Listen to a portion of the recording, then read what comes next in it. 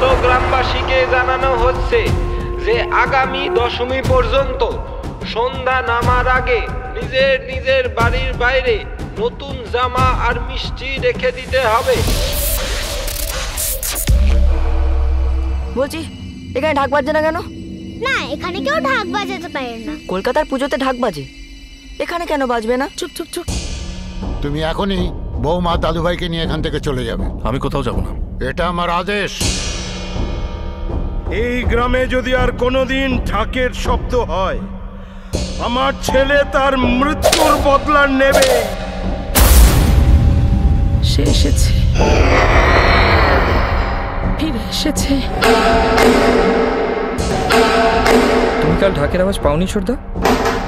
ঢাকের আওয়াজ? আসলে একটা এসএমএস করি স্যার। স্যার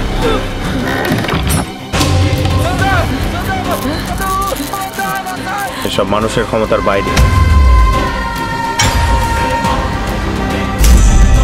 রিপোর্টে কি লিখবেন?